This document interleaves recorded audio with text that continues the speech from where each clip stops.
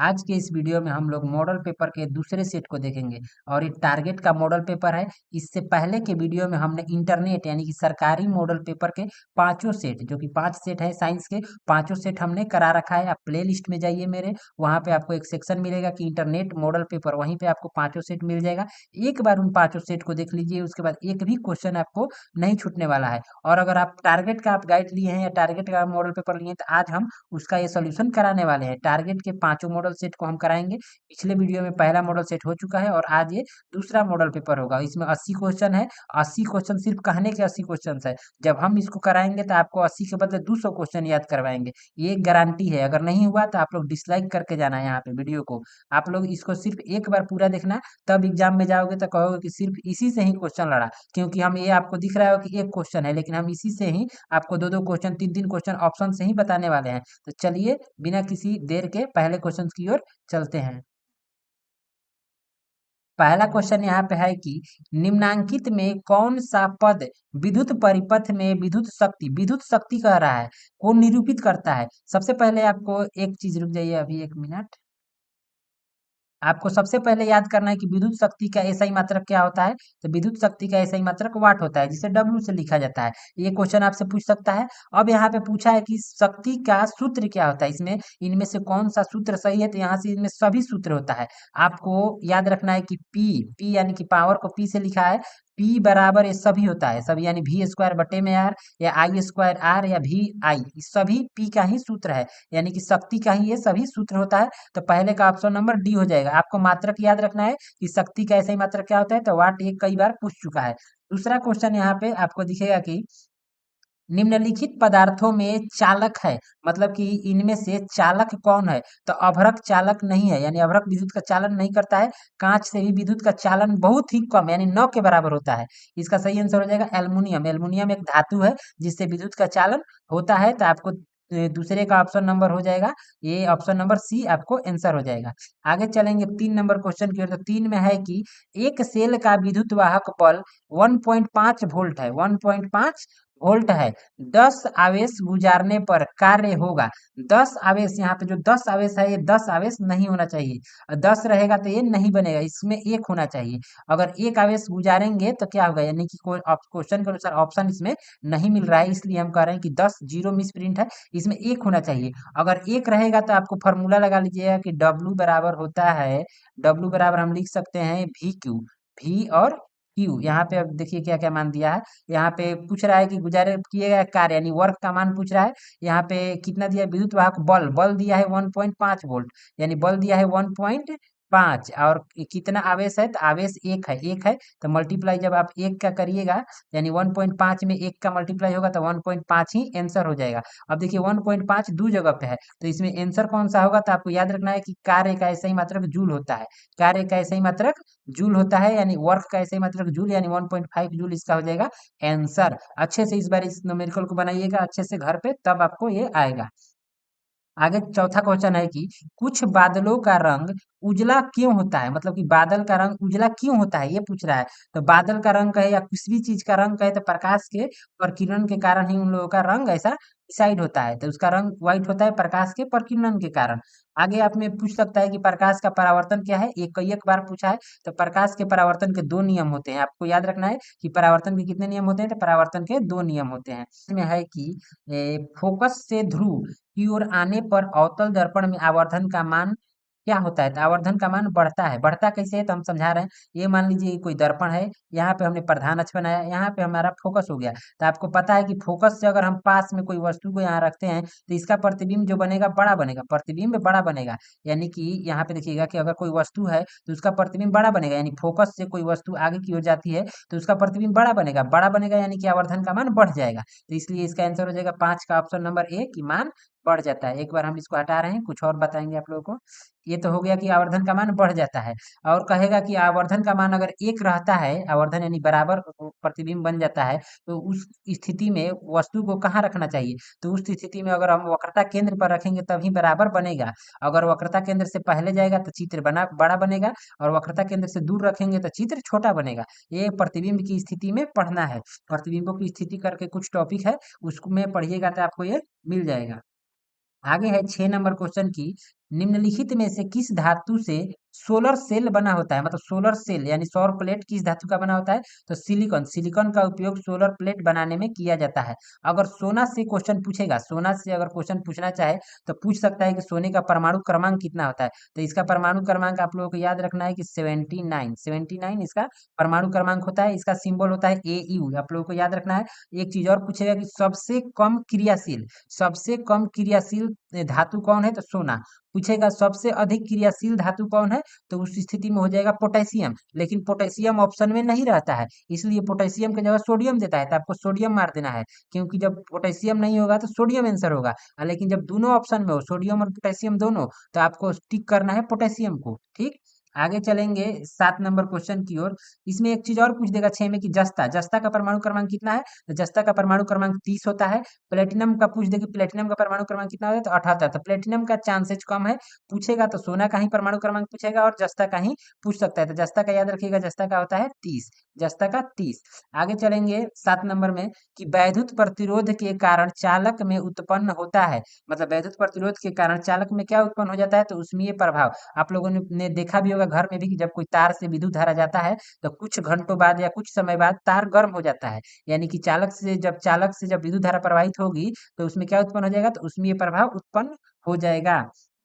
ठीक, आगे है 8 नंबर क्वेश्चन की प्रतिरोध का मान बढ़ाने के लिए प्रतिरोधों को जोड़ा जाता है। प्रतिरोध का अगर मान हमको बढ़ाना है तो उसे श्रेणी क्रम में सर खाली लिख दे रहे हैं, आप लोग समझ जाइएगा कि श्रेणी क्रम में जोड़ा जाता है। बाकी इसका ऑप्शन अगले पेज पे है तो हम दिखा दे रहे हैं।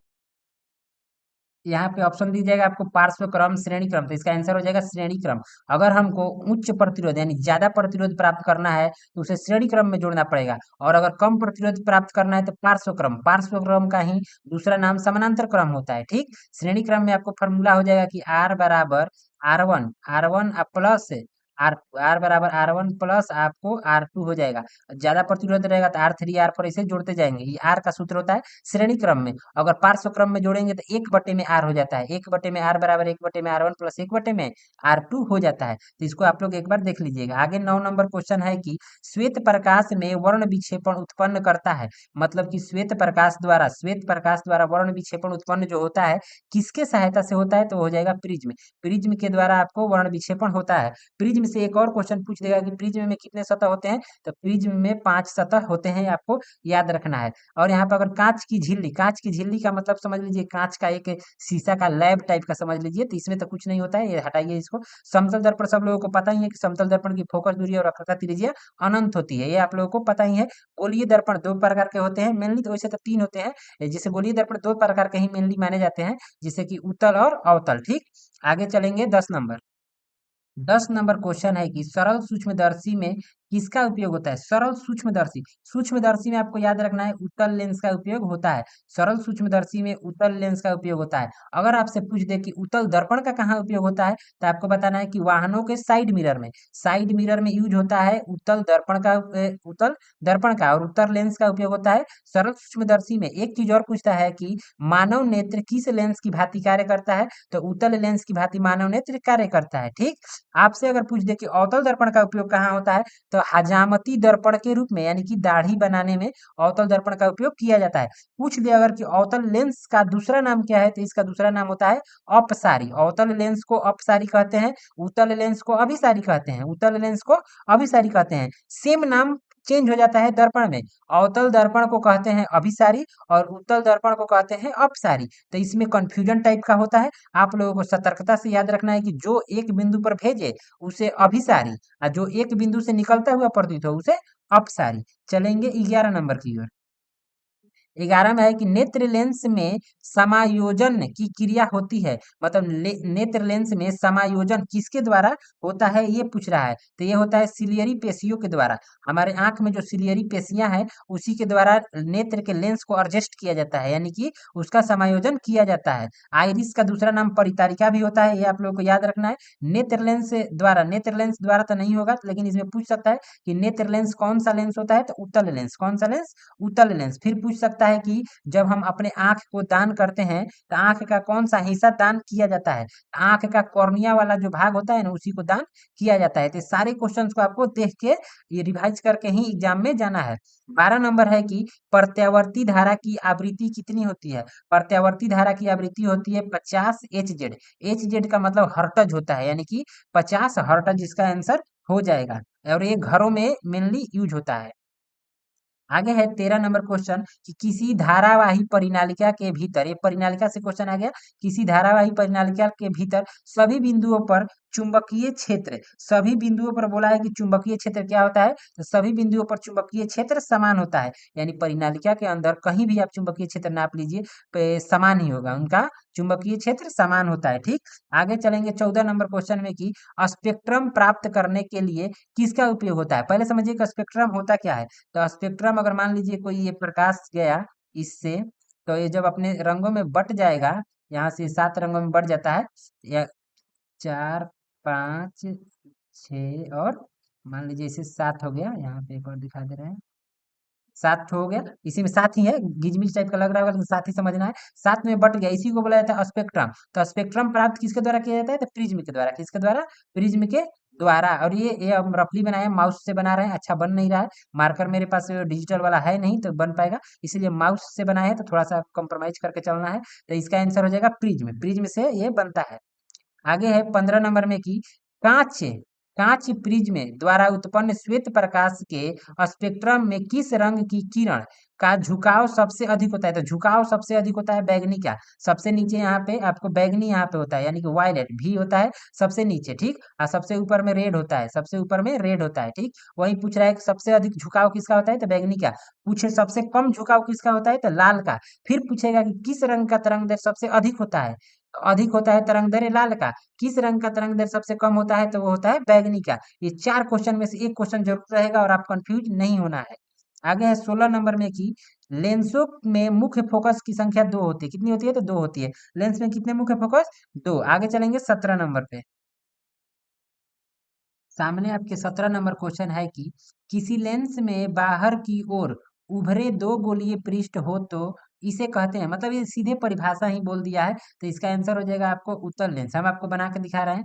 मान लीजिए कि ये कोई लेंस है, इसके दोनों पृष्ठ इधर वाला और इधर वाला, ये दोनों है उभरे हुए हैं, उभरे हुए हैं तो उत्तल लेंस है। इजी है एकदम, डिफिनीशन पूछा है। एक चीज और इसमें आपसे क्वेश्चन पूछ सकता है कि उत्तल लेंस की फोकस दूरी और क्षमता कैसा होता है? तो फोकस और क्षमता इसका धनात्मक होगा, यानी कि प्लस। अवतल लेंस का कह दे तो माइनस, जिसमें अ लग जाए उसका माइनस है, आपको याद रखना है। आगे चलेंगे 18 नंबर पे। 18 में है कि रोगियों के नाक, कान, गले आदि के जांच के लिए डॉक्टर प्रयोग करते हैं, मतलब इन सब को देखने के लिए डॉक्टर किस दर्पण का उपयोग करता है? तो दर्पण, अवतल दर्पण का उपयोग डॉक्टर करता है। अवतल दर्पण का ही उपयोग क्यों करता है? क्योंकि अवतल दर्पण से जब प्रकाश टकराता है तो वो एक बिंदु पर फोकसित होता है, जिससे उसको देखने में आसानी होती है। प्रकाश में छितराता नहीं है, एक बिंदु पे आता है, इसलिए इसका उपयोग किया जाता है। तो इसका याद रखिएगा ऑप्शन नंबर ए। आगे है 19 नंबर में कि प्रकाश के अपवर्तन, अपवर्तन कहे या परावर्तन कहे, दोनों का सेम होता है, यानी कि दोनों के नियमों की संख्या सेम होती है 2। प्रकाश के अपवर्तन के कितने नियम है? तो 2 नियम होते हैं। प्रकाश के अपवर्तन के भी 2 नियम है और परावर्तन के भी 2 नियम है, और दोनों नियम मोस्ट इंपॉर्टेंट है क्लास 10 के 2 नंबर के लिए। तो आप लोगों को इसको याद करके एग्जाम में जाना है। आगे है 20 नंबर में कि बिजली के फ्यूज का तार बना होता है, बिजली का जो फ्यूज होता है ना, घर में जो फ्यूज लगा होता है, उसका तार किसका बना होता है? तो टीन, तांबा दोनों को मिक्स करके बनाया जाता है। तो इसलिए इसका आंसर हो जाएगा ऑप्शन नंबर सी, टीन और तांबा दोनों का, टीन और तांबा और टीन दोनों का, ठीक। आगे चलेंगे 21 नंबर क्वेश्चन में कि 21 में है कि परिपथ में किन्हीं दो बिंदुओं के बीच, परिपथ में किन्हीं दो बिंदुओं के बीच विभवांतर, विभवांतर मापा जाता है। विभवांतर किसके द्वारा मापा जाता है? तो वोल्ट मीटर, वोल्ट से ही विभवांतर यानी विभव को मापा जाता है। तो इसका आंसर हो जाएगा ऑप्शन नंबर बी। बाकी आपको ऑप्शन नंबर ए में दिख रहा है कि ए मीटर, तो ए मीटर का क्या यूज है? तो ए मीटर से धारा को मापा जाता है, करंट यानी कि आई, आई यानी इलेक्ट्रिसिटी यानी करंट को किससे मापा जाता है? ए मीटर से मापा जाता है, आपको याद रखना है। अगर पूछ दे डायनेमो क्या करता है, तो डायनेमो यांत्रिक ऊर्जा को विद्युत ऊर्जा में बदलता है, यांत्रिक ऊर्जा को विद्युत ऊर्जा में बदलता है, ये आपको याद रखना है डायनेमो। आगे है 22 नंबर में कि निम्न में से किसका अर्थ जल होता है, यानी कि जल किसका अर्थ होता है, तो जल होता है हाइड्रो का अर्थ।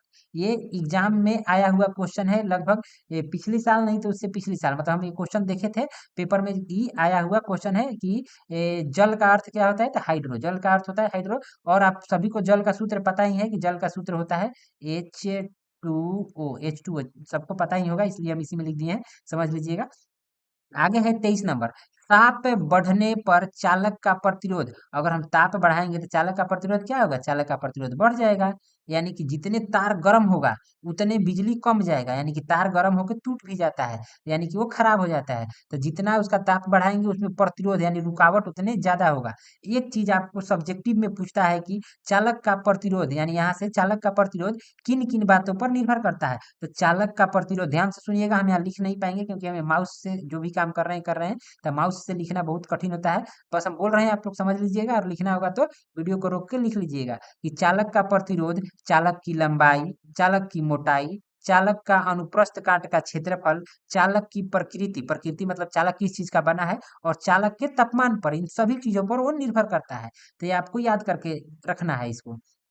आगे है 24 नंबर में कि प्रकाश क्या है, यानी प्रकाश है क्या, प्रकाश का डिफिनीशन आप लोग याद रखिएगा, हम बोल दे रहे हैं कि प्रकाश वह भौतिक कारक है, प्रकाश वह भौतिक कारक है जिसकी सहायता से हम किसी वस्तु को देखते हैं। बाकी ऑप्शन में तो ऐसा है नहीं, इसलिए इसका आंसर हो जाएगा ऑप्शन नंबर बी की आंखों को प्रभावित करने वाली ऊर्जा, आंखों को प्रभावित करने वाली ऊर्जा इसका आंसर हो जाएगा 24 का ऑप्शन नंबर बी। 25 में है कि 25 में है कि स्थिर विद्युत में आवेश होता है, स्थिर विद्युत है मतलब स्थिर है तो उसमें क्या होगा, स्थिर है तो विराम में रहेगा, यानी ऑप्शन नंबर ए इसका सही आंसर। एक सेकंड रुकिएगा, स्थिर विद्युत, हाँ विराम सही है, विराम अवस्था इसका एकदम सही हो जाएगा। आगे है 26 नंबर में कि दूरदृष्टि वाले, यहाँ पे है 26 नंबर कि दूरदृष्टि वाले आंखों, यानी आंख होगा, दूरदृष्टि वाले आंख साफ साफ देख सकती हैं, मतलब कि दूरदृष्टि जिस आंख में हो गया है वो साफ साफ कहाँ की वस्तु को देख सकता है। तो जिसको दूरदृष्टि दोष है वो दूर की तो वस्तु देख लेगा, दूर की वस्तु देख लेगा, यानी साफ साफ कहाँ की वस्तु देख लेगा,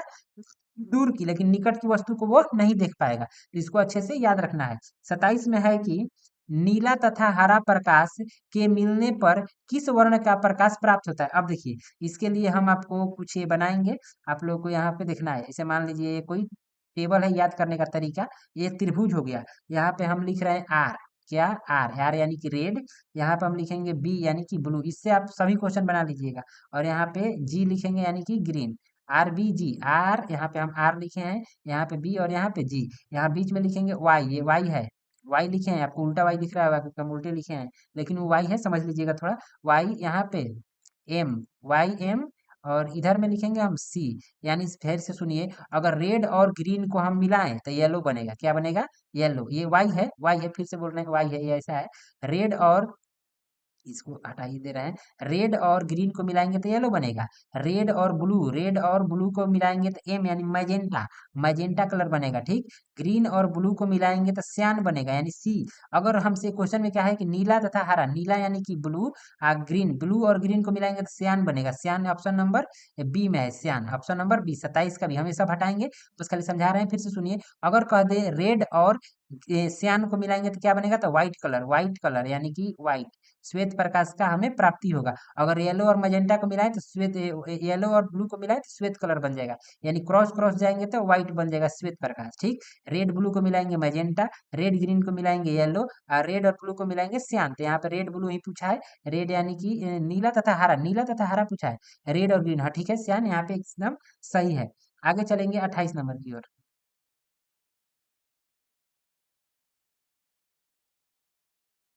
28 नंबर यहाँ पे है कि चुंबकीय क्षेत्र की तीव्रता का मात्रक, चुंबकीय क्षेत्र की तीव्रता का मात्रक बोल रहा है, क्या होता है, तो चुंबकीय क्षेत्र की तीव्रता का ऐसा ही मात्रक टेस्ला होता है। अगर टेस्ला न दे तो इसका आंसर हो जाएगा न्यूटन पर एम्पियर मीटर, न्यूटन पर एम्पियर मीटर इसका आंसर हो जाएगा। लेकिन अगर टेस्ला है तो टेस्ला ही इसका आंसर हो जाएगा। आगे चलेंगे 29 नंबर, 29 में है कि थोड़ा आप लोगों को धुंधला दिख रहा है क्योंकि ये पीडीएफ अच्छा नहीं बन पाया है। बाकी हम पढ़ पढ़ के बता दे रहे हैं कि चुंबकीय क्षेत्र रेखाओं की निकटता बतलाती है, मतलब जितने उसमें चुंब जैसे मान लीजिए कोई तार है और इसमें हम एकदम पास पास पास पास इसमें कुंडली को हम लपेट दें, तो इसकी ये कुंडली जो पास पास है इसका अर्थ क्या है, मतलब उसका बहुत उसमें पावर है, यानी कि चुंबकीय क्षेत्र की निकटता बतलाती है, क्षेत्र का मान नहीं, क्षेत्र की दिशा नहीं, क्षेत्र का मान, हाँ क्षेत्र का मान ही इसका सही आंसर हो जाएगा। यानी उस क्षेत्र की प्रबलता को बता रहा है कि उसका मान कितना है।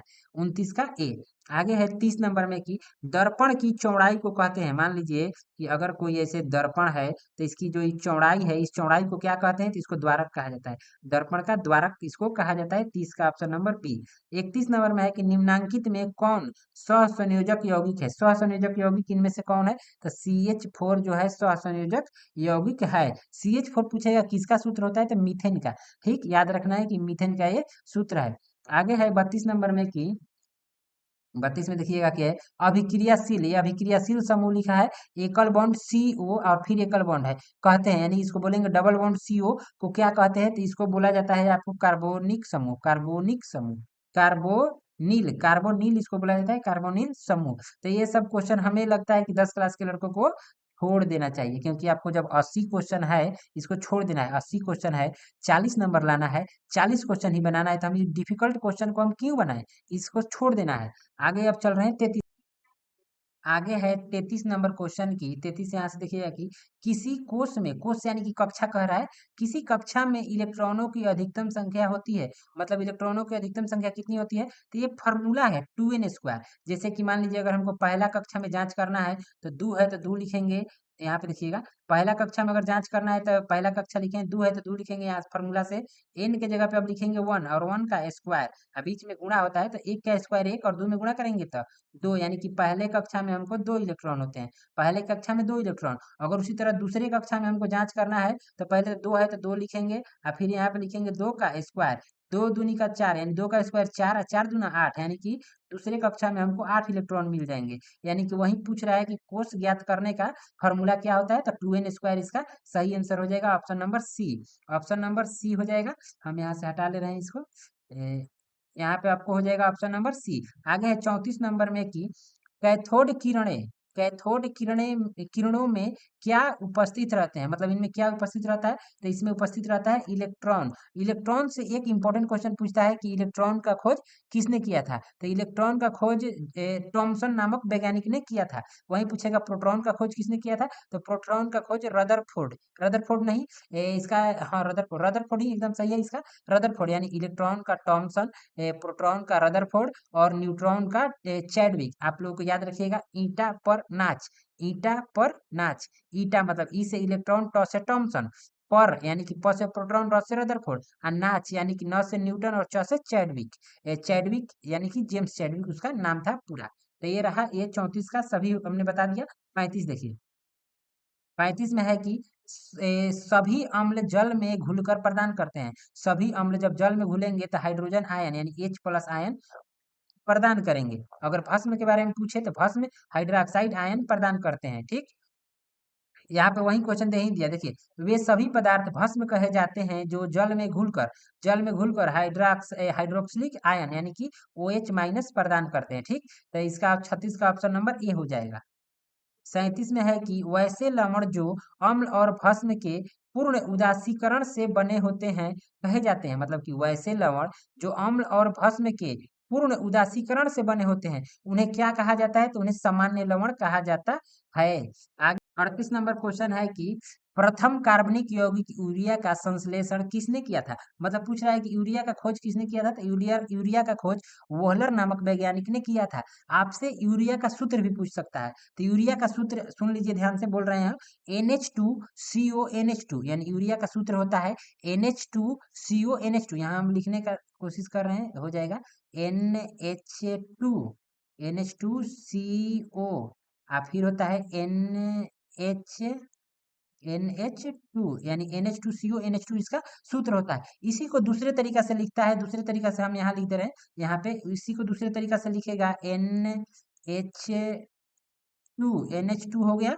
NH2 लिख के आपको लिख सकता है इसका होल ट्वाई, इसका करेगा होल ट्वाई, NH2 का होल ट्वाई और CO को आगे पीछे कहीं भी लिख देगा, यानी NH2 का होल ट्वाई और CO इसका एक और सूत्र लिख सकता है, तो आपको कंफ्यूज नहीं होना है।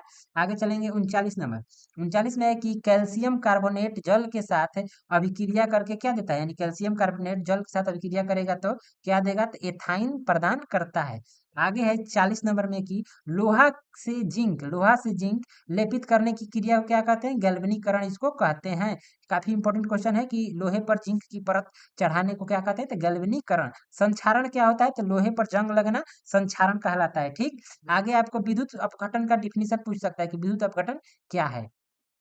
आगे 41 नंबर क्वेश्चन है कि निम्नलिखित में कौन अधिक अभिक्रियाशील है, इन चारों में बताना है, तो इन चारों में तो हो जाएगा कॉपर, लेकिन आपको अगर ऑप्शन में हो सोडियम और पोटेशियम तो वही आंसर हो जाते हैं, और उनमें से भी पोटेशियम सबसे अधिक अभिक्रियाशील होता है। अगर पोटेशियम ऑप्शन में न हो तो सोडियम को हम आंसर कर सकते हैं, और जब दोनों ना हो तो एक कॉपर को आप कर सकते हैं। एक क्वेश्चन और पूछ देगा कि कौन सबसे कम, ये तो सबसे अधिक है ना, ये सबसे अधिक पूछा है। अगर पूछ दे सबसे कम अभिक्रियाशील कौन होता है, तो वो हो जाएगा सोना। सोना सबसे कम अभिक्रियाशील होता है, और सबसे अधिक अभिक्रियाशील होता है पोटेशियम यानी कि के, और ये ऑप्शन में ना हो तो उसका आंसर हो जाएगा सोडियम। ठीक, ये हो जाएगा आंसर। आगे चलेंगे 42 की ओर कि तत्वों के आवर्त सारणी के प्रारंभिक विकास के, यहाँ पे पहले इसको मिटा दीजिए 1 मिनट।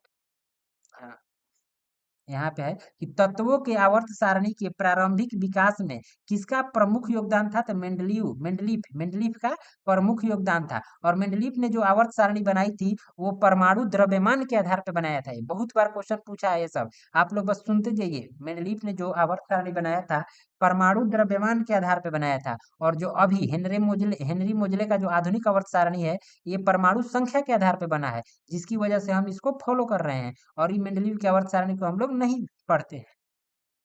और पूछ सकता है कि डोबरेनर ने क्या किया था, तो डोबरेनर ने ट्रिक नियम दिया था, इसने ट्रिक नियम दिया था। न्यूलैंड ने कौन सा नियम दिया था, तो इसने अष्टक नियम दिया था। ये सब याद रखना है। आगे 43 में है कि समस्थानिकों के गुणधर्म समान होते हैं लेकिन परमाणु द्रव्यमान, देखिए जब एक चीज ये दिया कि समस्थानिकों के गुण धर्म समान होते हैं तो परमाणु द्रव्यमान भिन्न भिन्न होंगे, परमाणु द्रव्यमान भिन्न भिन्न होंगे, यानी 43 का ऑप्शन नंबर बी, 43 का ऑप्शन नंबर बी हो जाएगा। और इसमें क्या समान होता है, तो परमाणु क्रमांक इनके समान होते हैं। आगे है 44 नंबर में कि लेड नाइट्रेट का आपसे फार्मूला भी पूछ सकता है, तो आप लोग याद रखिएगा लेड नाइट्रेट का फार्मूला होता है PbNO3 का होल ट्वाई, PbNO3 का होल ट्वाई। अब क्वेश्चन है कि लेड नाइट्रेट तथा पोटेशियम आयोडाइड के विलयन को मिलाने पर अवक्षेप बनता है। ठीक है, इस अवक्षेप का रंग कैसा होता है, तो इस अवक्षेप का रंग पीला होता है, यानी कि येलो। इसका आंसर हो जाएगा ऑप्शन नंबर डी। 45 क्वेश्चन है कि निम्नलिखित में से किसे चाकू चाकू से काटा जा सकता है, तो चाकू से हम काट सकते हैं सोडियम पोटेशियम और लिथियम को। सोडियम और पोटेशियम ऑप्शन में नहीं है, तो इसका आंसर हो जाएगा लिथियम। ठीक, चाकू से तीन धातुओं को काटा जा सकता है, सोडियम पोटेशियम और लिथियम को। सोडियम और पोटेशियम ऑप्शन में नहीं है, इसलिए लिथियम इसका आंसर हो जाएगा। सोडियम पोटेशियम ऑप्शन में रहता तो वो आंसर हो जाते हैं, सभी एक साथ ऑप्शन में कभी नहीं देगा। आगे है कि सिनेबार किसका अयस्क है, तो सिनेबार जो अयस्क है पारा, Hg यानी कि पारा का अयस्क है सिनेबार। आपसे इसी में पूछ देगा कि जस्ता का, तब फिर अयस्क का नाम भी पूछ सकता है। तो जस्ता का अयस्क होता है जिंक ब्लेड किसका अयस्क होता है, तो जस्ता का। कहेगा जस्ता के अयस्क का नाम बताइए, तो आपको बता देना है जिंक ब्लेड। एल्युमिनियम का अयस्क पूछेगा तो आपको बताना है बॉक्साइट। और Hg यानी पारा का पूछेगा तो सिनेबार यहाँ पे हो ही गया। और कैल्शियम का पूछेगा तो डोलोमाइट आपको बताना है।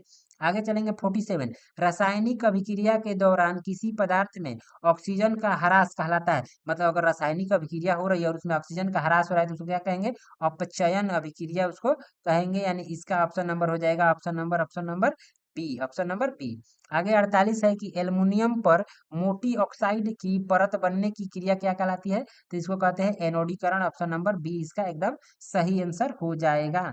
आगे 49 में है कि निम्नलिखित में कौन ऑक्सीकरण है, ऑक्सीकरण कौन है, तो ऑक्सीकरण आपको हो जाएगा H2S ऑक्सीकरण का उदाहरण है। 50 नंबर क्वेश्चन है कि कौन सा कार्बन यौगिक सबसे अधिक अभिक्रियाशील है, इनमें से सबसे अधिक अभिक्रियाशील कौन है, तो C2H4। ठीक, किसका सूत्र है, ये हमने पीछे ही बताया है। CH4 किसका सूत्र होता है, तो मीथेन का। मीथेन कहाँ से प्राप्त किया जाता है, तो धान के खेतों से मीथेन निकलता है, या फिर सड़े गले पदार्थों से। आगे चलेंगे 51 की ओर। नंबर क्वेश्चन है कि किसी कोष में यानी कोष यानी कि कक्षा, सेम रिपीटेड क्वेश्चन है, पीछे भी ये क्वेश्चन आया है कि किसी कोष में इलेक्ट्रॉनों की अधिकतम संख्या क्या होती है, तो 2n² ऑप्शन नंबर बी हमने पीछे डिटेल सही बताया है, जस्ट इसी वीडियो में आप लोग देखिएगा, पैक करके देखिए, आपको मिल जाएगा ये क्वेश्चन।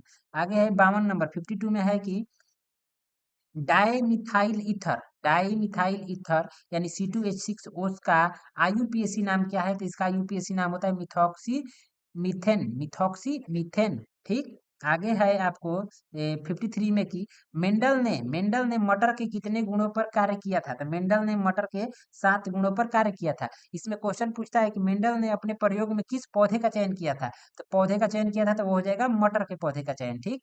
आगे है कि ऑक्सिन क्या है, तो ऑक्सिन एक हार्मोन है यानी 54 का ऑप्शन नंबर ए हो जाएगा एकदम सही। आगे है 55 में कि मेथेनोइक अम्ल का सामान्य नाम यानी इसका दूसरा नाम क्या है, तो इसका दूसरा नाम होता है फार्मिक अम्ल इसका दूसरा नाम होता है। आपको कमेंट में बताना है कि मेथेनोइक अम्ल कहाँ से प्राप्त किया जाता है। आगे चलेंगे 56 नंबर में कि धोबिया सोडा का रासायनिक सूत्र, धोबिया सोडा का रासायनिक सूत्र क्या होता है, तो धोबिया सोडा का रासायनिक सूत्र होता है Na2CO3 10H2O। आपसे पूछ दे कि ये किस चीज का सूत्र है, तो NaHCO3 होता है बेकिंग सोडियम बाइकार्बोनेट, हम दूसरा बोल रहे थे, ये होता है सोडियम बाइकार्बोनेट का। अगर आपसे पूछ दे CaOH का होल ट्वाइस किसका सूत्र है, तो ये होता है बुझा हुआ चूना, इसी को कैल्शियम हाइड्रोक्साइड भी कहते हैं। आगे चलेंगे 57 में है कि जल में घुलनशील भस्म क्या कहलाते हैं, तो जल में जो भस्म घुल जाता है उसे ही क्षार कहते हैं, यानी जल में घुलनशील भस्म को क्षार कहते हैं। इस पे है क्षारक, क्षारक और क्षार और संक्षारण, ये सब अलग अलग चीज है। इसमें जल में घुलनशील भस्म को क्षार कहते हैं। आपसे यहीं से क्वेश्चन पूछता है कि यदि किसी विलयन का पीएच मान 7 के बराबर है तो वो कैसा विलयन होगा, तो वो उदासीन विलयन होगा। अगर क्वेश्चन रहे कि अगर किसी विलयन का पीएच मान 7 से कम हो तो कैसा होगा, तो वो अम्लीय होगा। यदि किसी विलयन का पीएच मान 7 से अधिक हो तो वो कैसा विलयन होगा, तो वो क्षारीय विलयन होगा। पीएच से रिलेटेड क्वेश्चन आते हैं, आएंगे और आते ही रहेंगे। अगला क्वेश्चन है 58 में कि ऑक्जेलिक अम्ल का प्राकृतिक स्रोत निम्नलिखित में से कौन है। ऑक्जेलिक अम्ल, देखिए हमने पीछे एक क्वेश्चन आपको दिया था कि कमेंट में बताने के लिए फार्मिक अम्ल, लेकिन यहाँ पे आया है ऑक्जेलिक अम्ल। ऑक्जेलिक वाला हम बताएंगे, फार्मिक वाला आपको बताना है क्योंकि हमने कई बार लिखवाया है वो चीज। ऑक्जेलिक अम्ल का प्राकृतिक स्रोत क्या है, मतलब ऑक्जेलिक अम्ल कहाँ से प्राप्त किया जाता है, तो ऑक्जेलिक अम्ल आपको मिलता है टमाटर से। अगर पूछ दे कि संतरा में कौन सा अम्ल होता है, तो सिट्रिक अम्ल, संतरा में सिट्रिक अम्ल होता है। पूछ दे सिरिका में कौन सा अम्ल पाया जाता है, तो एसिटिक अम्ल, सिरिका में एसिटिक अम्ल। और इमली में कौन सा अम्ल पाया जाता है, तो टार्टरिक अम्ल। ठीक। सभी चीज को याद रखना है क्योंकि एग्जाम में कुछ भी पूछ सकता है, आपको छोड़ के नहीं आना है। 80 क्वेश्चन होते हैं उसमें से 40 के 40 सही करके ही आना है। आगे है उपचयन और अपचयन अभिक्रिया को कहते हैं, उपचयन और अपचयन अभिक्रिया को रेडॉक्स अभिक्रिया कहते हैं, यानी कि ऑप्शन नंबर ए इसका हो जाएगा सही, यानी कि रेडॉक्स अभिक्रिया। आगे है क्रमानुकुचन, गति कहाँ पाई जाती है, क्रमानुकुचन की गति जो है कहाँ पाई जाती है, तो आहार नाल में ये गति पाई जाती है। ये होता क्या है, तो जो हम लोग खाना खाते हैं तो वो पाइप नुमा संरचना से जाती है जिसे क्रमानुकुचन कहते हैं। ठीक। तो ये हो जाएगा 60 का ऑप्शन नंबर बी। 61 है कि टैनिन, टैनिन मुख्यतः कहाँ जमा होता है, तो टैनिन वृक्ष के छाल से प्राप्त किया जाता है, इसलिए इसका आंसर हो जाएगा ऑप्शन नंबर ए वृक्ष के छाल। आगे है 62 नंबर में कि हृदय का पेस मेकर कहते हैं, मतलब हृदय का जो पेस मेकर होता है उसको क्या कहते हैं, तो एस एन नोड इसको कहा जाता है, ऑप्शन नंबर ए इसका एकदम आंसर हो जाएगा। 63 नंबर में है कि एक सामान्य व्यक्ति में हृदय धड़कन की गति होती है, मतलब जो एक सामान्य व्यक्ति होता है उसके हृदय की गति कितनी होती है, तो ऐसे तो होता है 72 बार धड़कता है 1 मिनट में, लेकिन इसका आंसर हो जाएगा 70 से 80 प्रति मिनट। 70 से 80 प्रति मिनट, मतलब किसी का 72 धड़के, किसी का 73 धड़क रहा है, तो अलग अलग हो सकता है, इसीलिए उसको एवरेज माना जाता है 70 से 80 प्रति मिनट, मतलब 1 मिनट में 70 से 80 बार। आगे है कि रुधिर चाप नियंत्रित होता है, मतलब रुधिर चाप किसके द्वारा नियंत्रित होता है, तो आपको इसका आंसर बता देना है, इसे इसका आंसर हो जाएगा एड्रिनल के द्वारा रुधिर चाप नियंत्रित होता है। ये सब रिपीटेड क्वेश्चन अब होने लगे, तो आप लोगों को बस इस सब को रटते जाना है जितना रिवाइज हो सके। 65 नंबर में है कि कौन सा पादप हार्मोन पत्तियों के मुरझाने के लिए जिम्मेदार है, तो एब्सिसिक अम्ल, एब्सिसिक अम्ल पत्तियों के मुरझाने के लिए जिम्मेवार होता है। 65 का ऑप्शन नंबर सी इसको याद रखना है। 66 है कि पत्तियों में गैसों का आदान प्रदान मतलब कि कहाँ होता है, मतलब किसके द्वारा होता है, ये बताना है, तो आपको इसका आंसर हो जाएगा रंध्र, रंध्र के द्वारा ही पत्तियों में गैसों का आदान प्रदान होता है। आगे है 67 नंबर, 67 में है कि पीत रस कहाँ से स्रावित होता है? तो पीत रस जो है यकृत से स्रावित होता है और पित्ताशय में जमा होता है। पीत रस यकृत से स्रावित होता है और पित्ताशय में जमा होता है। एक चीज और पूछ सकता है यकृत के बारे में कि शरीर की सबसे बड़ी ग्रंथि कौन होती है? तो यकृत। शरीर की सबसे बड़ी ग्रंथि यकृत होती है। शरीर की दूसरी सबसे बड़ी ग्रंथि अग्न्याशय होती है। शरीर की दूसरी सबसे बड़ी ग्रंथि अग्न्याशय होती है। आगे है 68 में कि प्रत्यावर्ती चाप कहाँ बनते हैं? प्रत्यावर्ती चाप कहाँ बनते हैं? तो ये बनते हैं मेरु रज्जु में। मेरु रज्जु में प्रत्यावर्ती चाप बनते हैं। 68 का सी। 79, 69, 69, 69, 69 है कि निम्न में से कौन एक उभयलिंगी जंतु है? केचुआ। केचुआ को ही किसान का मित्र कहा जाता है। ठीक, तो आगे चलेंगे 70 की ओर। आगे है 70 नंबर में कि भी पौधों में लैंगिक जनन होता है, मतलब किसके द्वारा होता है? तो फूलों द्वारा। फूलों द्वारा इनमें होता है। 70 का ऑप्शन नंबर बी हो जाएगा। 71 है कि बाघ। बाघ उपभोक्ता है, मतलब बाघ किस श्रेणी का उपभोक्ता है? तो बाघ जो है तृतीय श्रेणी का उपभोक्ता है। इसको अच्छे से समझिएगा कि यहाँ पे अगर हम उपभोक्ता की श्रेणी बनाएं, ये एक ट्राइंगल से बनाया जाता है जिसमें फर्स्ट हो जाएगा, ये सेकंड और ऊपर वाला थर्ड हो जाएगा। तो पहले में आते हैं उत्पाद, आपको याद रखना है, पहले में उत्पाद, दूसरे में आते हैं शाकाहारी, तीसरे में आते हैं आपको बड़े शाकाहारी जीव, इसमें शाकाहारी, और तीसरे में मांसाहारी। मांसाहारी है, माफ कीजिएगा, पहले में उत्पाद, दूसरे में शाकाहारी, तीसरे में मांसाहारी आते हैं, तीसरे में मांसाहारी आते हैं। ठीक, तो बाघ किसमें हो जाएगा? तीसरा श्रेणी का ये बाघ होता है। ठीक, बड़ा मांसाहारी है, मतलब ज्यादा मांस खाता है इसलिए। आगे है 72 में कि निम्नलिखित में से किसको जीव विज्ञान का पिता, जीव विज्ञान का पिता किसको कहा जाता है? तो अरस्तु। अरस्तु को जीव विज्ञान का पिता कहा जाता है। एक चीज आपसे पूछ सकता है कि डार्विनवाद का जनक किसे कहा जाता है? तो हो जाएगा चार्ल्स डार्विन को डार्विनवाद का जनक कहा जाता है। एक पुस्तक के बारे में हरदम पूछता है कि the origin of species, the origin of species किसने लिखा था? तो चार्ल्स डार्विन ने लिखा था। एक चीज और पूछेगा कि अनुवांशिकी के पिता कौन है? तो ग्रेगरी जॉन मेंडल। फिर पूछता है कि मेंडल ने अपने प्रयोग में किस पौधे का चयन किया था? तो मटर के पौधे का ये चयन किया था। बाकी 72 का ऑप्शन नंबर हो जाएगा ऑप्शन नंबर बी। 73 में है कि अलैंगिक जनन की विधि है, अलैंगिक जनन की इनमें से कौन सी विधि है ये बताना है। तो बीजाणु जनन, विखंडन और मुकुलन, ये सभी हो जाएगा इसका आंसर इनमें से सभी। 73 का ऑप्शन नंबर डी।